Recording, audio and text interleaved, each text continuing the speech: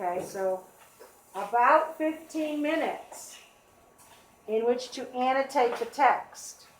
So far of our 120 minutes that we have from the beginning to the end of the test, we have probably used up 20 of those minutes.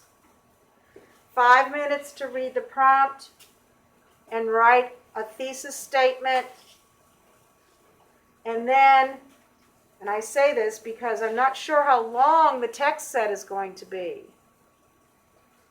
Gauge about 3 minutes per page for you to read and annotate the text. Now, our text today that we're using only has 2 sources, but keep in mind that we can have as many as 4. Now, I will tell you that when I have seen 4 on a practice test or on a release test, the passages have been shorter. But clearly, in the first 25 minutes of the test, you need to have read the prompt, written your working thesis, and read and annotated the text. Now, I will tell you right now, I walked around this room watching you work. And the people that take an hour to read 5 pages of a text set, or who have been working on their American Revolution, I think I'm up to 12 class hours that we've been working on the American Revolution essay. Suddenly, with the timer in front of you, you were able to meet the expectation. You were able to keep up with the pace. So that's the type of concentration and focus and engagement that we need to see on the day of the test. And I would even say that we need to see every day. Every day, not just the day of the test. Focus and engaged.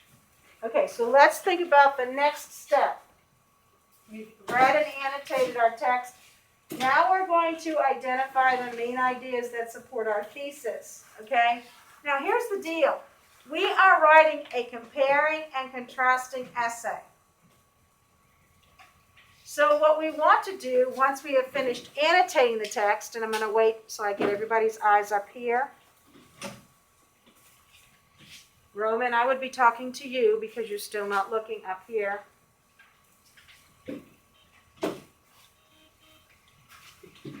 What you should have is something that's similar to this. Doesn't have to be exactly the same as I have. Doesn't have to be the exact same words I have or symbols I've used. But it has to be similar to this. Remember, again, I noticed a couple people are still writing in sentences. Natalie, just a couple of words to help you get back to where you need to go to find the information. It's a time saver. If you're writing in sentences and you have to go and look and read that entire sentence that you've written there, it's not necessarily a time saver. So now we're writing compare and contrast. We're looking for things that are written in both texts. So you can see here I have a symbol for money. I saw a couple of you write the word money. Secrets, flavorists, ingredients, chemicals, processing, preservatives, making food taste good. Oh, here's money again. Protecting and guarding the formulas. This just says tongue because that's what they were talking about, how you taste. Survival over here. That's again talking about how we taste and how we use our nose to taste. Flavor pops. Then down here, unhealthy, negative. Okay. Health problems, negative effect. I underlined obesity and diabetes.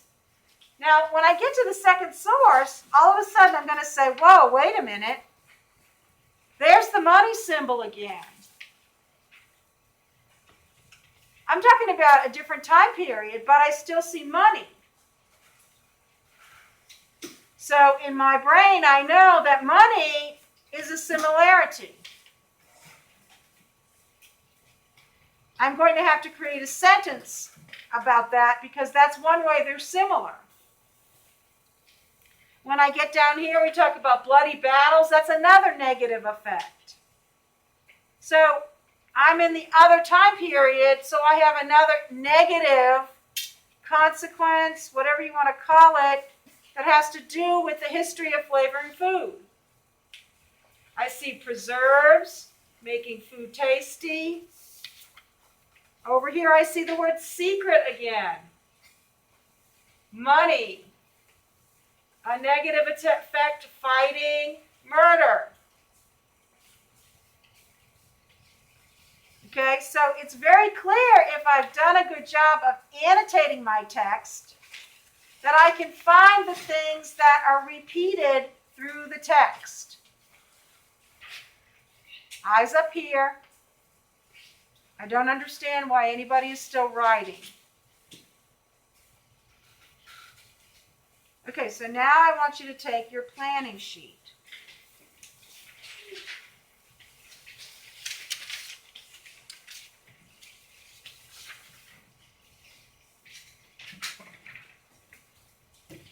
Flip to your writing prompt page.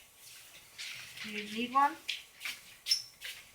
Flip to your writing prompt page and reread your thesis statement.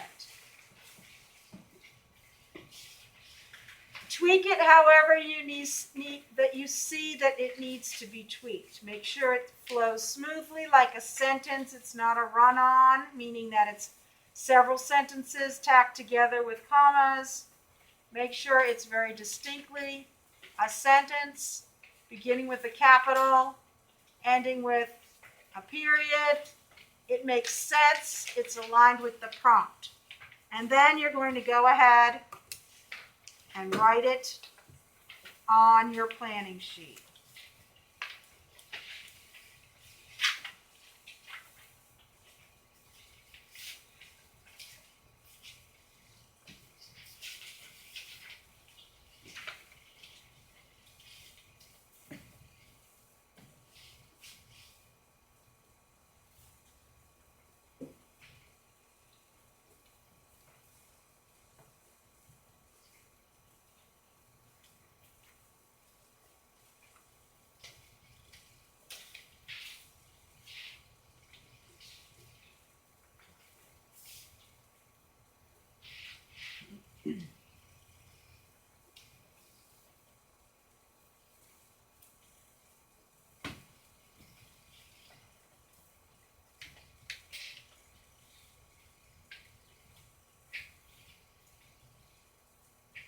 And then once I have my thesis written, that's when I draw my cloud. Don't draw your cloud first. Then you end up trying to cram your words in there.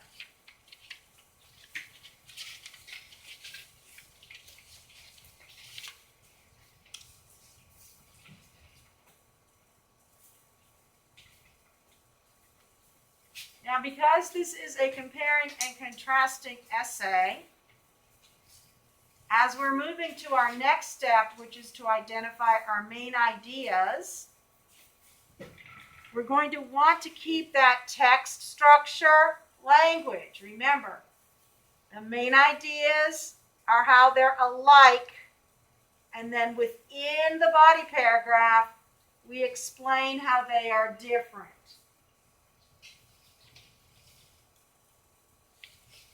So you might want to use this sentence frame.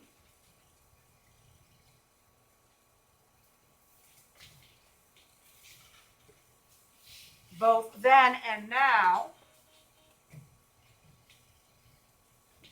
And then you need to come up with a sentence. How were they similar?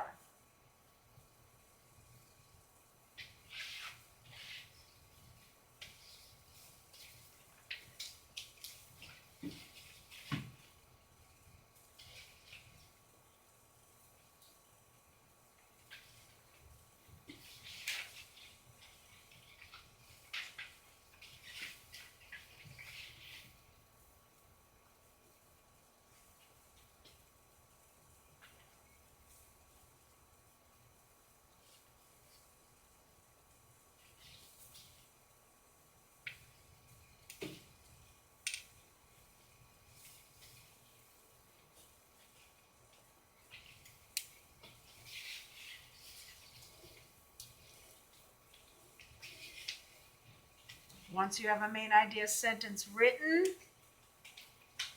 that's when you double check. Does it begin with a capital? Does it end with a period? Is it a complete sentence? Then you can draw your box around it.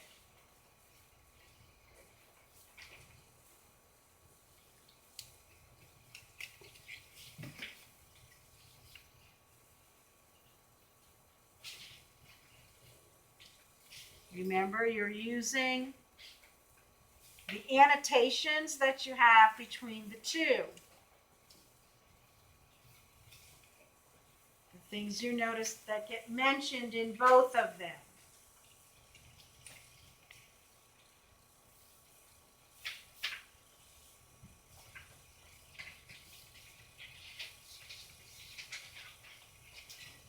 So go ahead and write all three of your main idea sentences.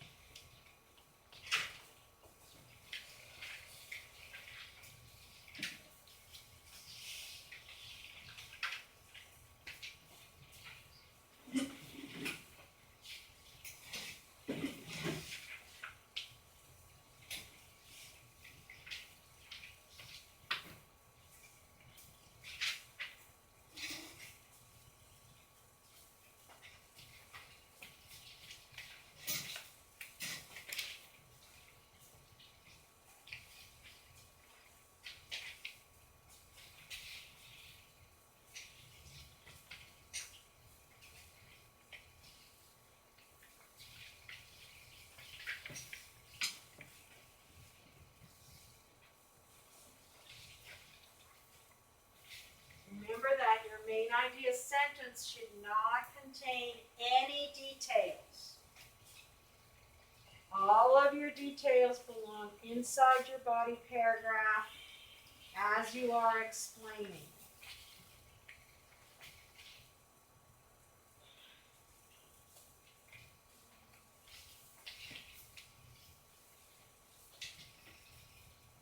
Someone's in here, you have to wait.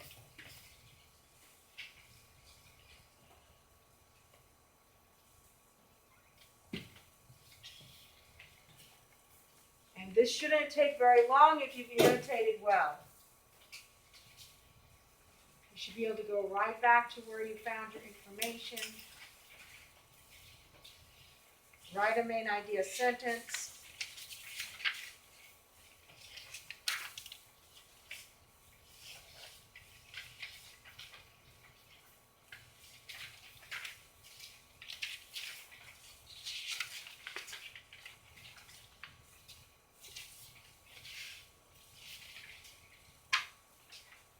If you've already annotated well, this should only take a few minutes.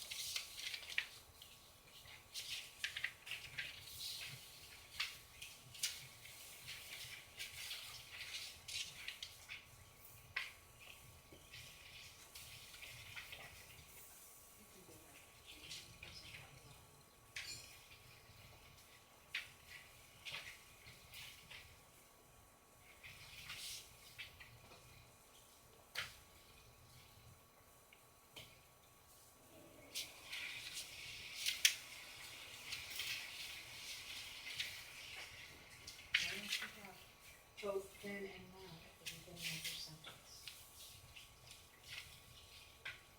Remember, you need to include the language or the key phrases that we would find in a comparing and contrasting essay, because that's the text structure they're asking for here. So you need to have in your main ideas, you need to have in your main idea sentences, you need to have some of those key words: alike, both, similar, same. You need to see those key words in your main ideas.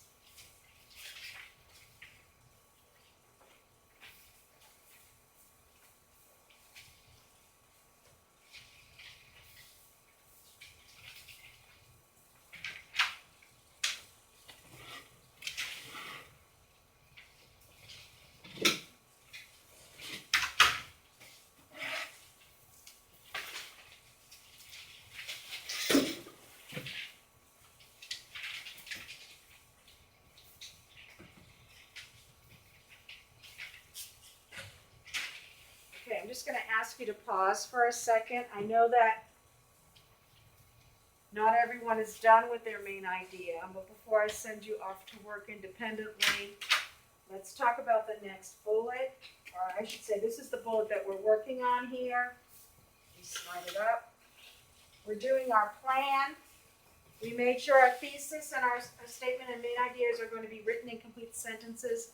Now, when you go to do your details, when I look at your planning sheet for your details, I should see a bullet and a paragraph number.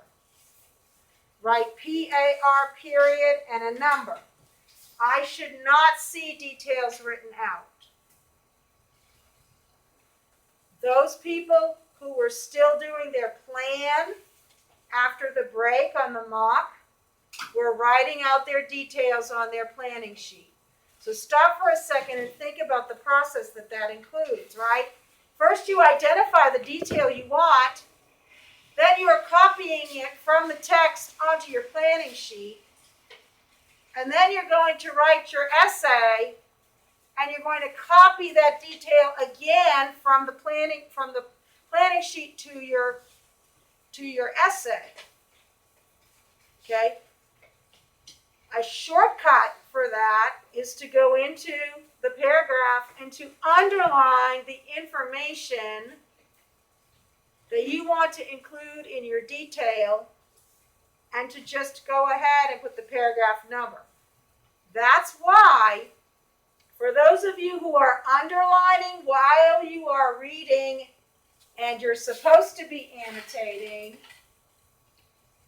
if you're underlining, okay, that's not good. What you underline in the text should be the details you want to include in your body paragraph, and that should be done after you have identified your main idea sentences. So at this point right now, everybody has written at least one of your main idea sentences, even if you copied mine, and you should almost have your other two written. When that's done, you're going to move on. You're going to go back. You're going to underline the details and put the paragraph numbers. I'm going to time you. I'm going to time you. You don't have unlimited time to get this done.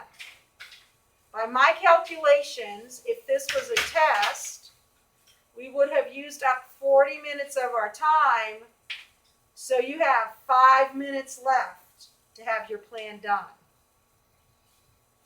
So, keeping that in mind, I'm going to set the timer because I have noticed that using a timer gets you working faster. So I will set the timer. When the timer goes off, you're going to make sure that your name and date are on both pieces of paper, and you're going to put them back into your binder. All right, go ahead and begin.